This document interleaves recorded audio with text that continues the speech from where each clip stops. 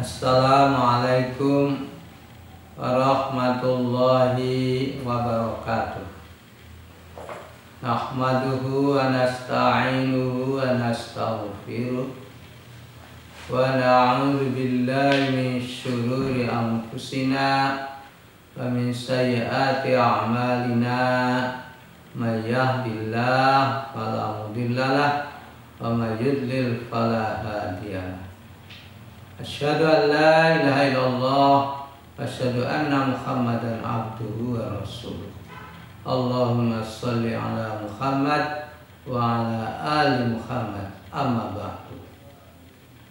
Kaum muslimin yang berbahagia, alhamdulillah kita masih dapat melaksanakan ibadah puasa. Semoga sampai selesai kita dapat melaksanakannya dengan lancar tanpa ada gangguan apapun dan memperoleh hasil yang diharapkan, yakni menjadi manusia yang bertakwa.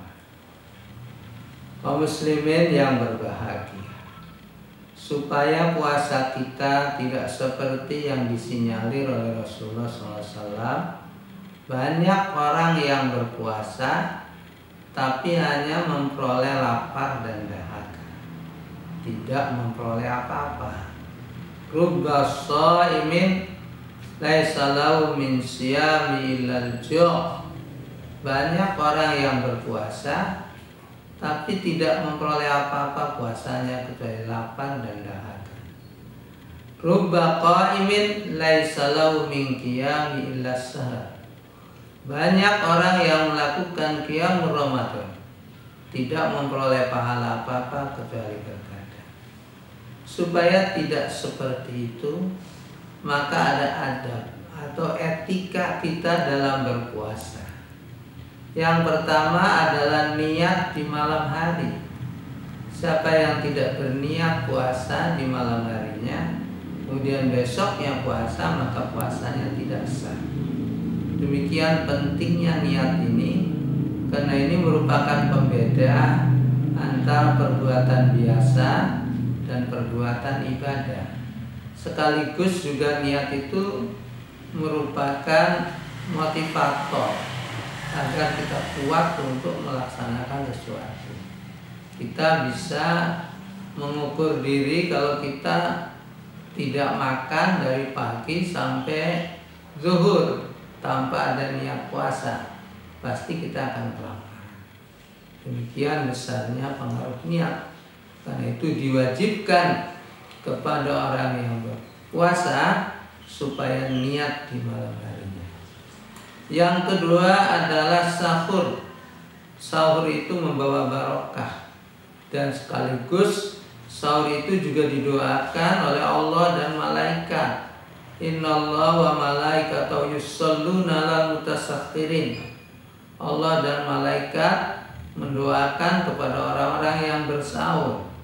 Sayang kalau kita berpuasa kemudian tidak sahur, padahal itu membawa barokah dan itu juga akan didoakan oleh Allah dan para malaikat.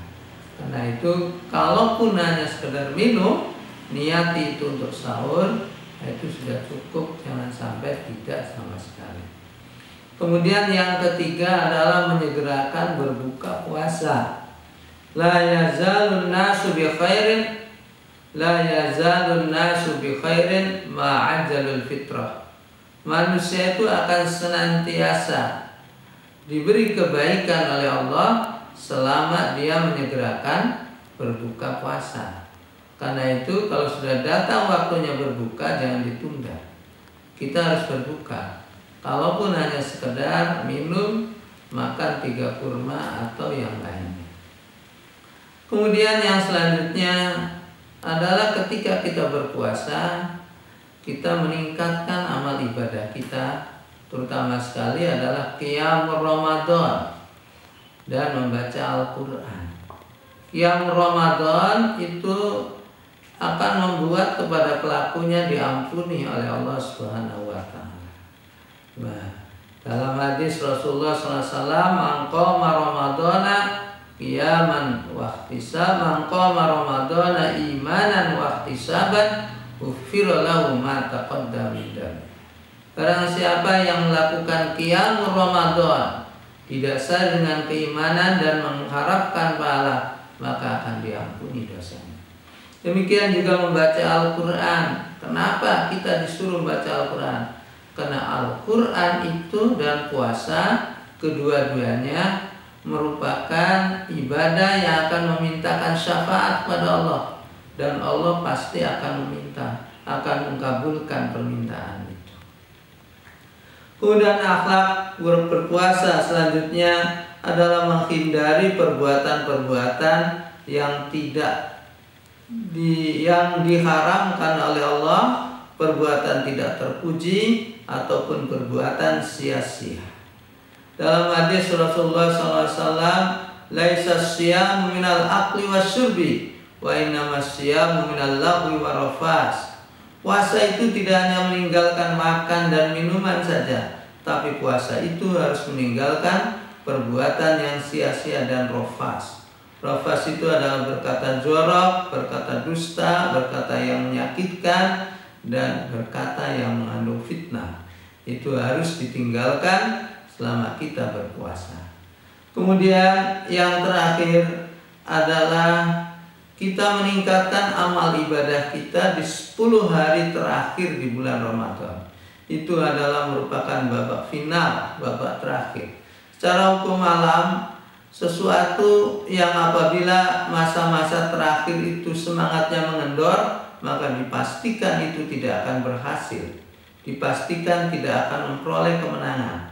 Oleh karena itu agama mengajari pada kita supaya kita berhasil dalam berpuasa, maka di 10 hari terakhir itu kita harus mengencangkan ikat pinggang, harus menguatkan semangat kita untuk meningkatkan amal ibadah. Dan yang terakhir sekali, di bulan puasa kita dianjurkan untuk memperbanyak sedekah. Insya Allah apabila tata krama tadi dilakukan selama kita melakukan ibadah puasa, maka kita akan memperoleh hasil, yaitu menjadi manusia yang takwa, manusia yang paling baik di dunia ini. Karena inna akramakum indallahi atqakum. Sungguhnya manusia yang paling baik di dunia ini adalah manusia yang paling takwa. Demikian, wallahu fi aunil abdi madamal abdu fi auni akhihi. Allah akan memberikan pertolongan kepada hambanya selama dia menolong saudaranya. Demikian, assalamualaikum warahmatullahi wabarakatuh.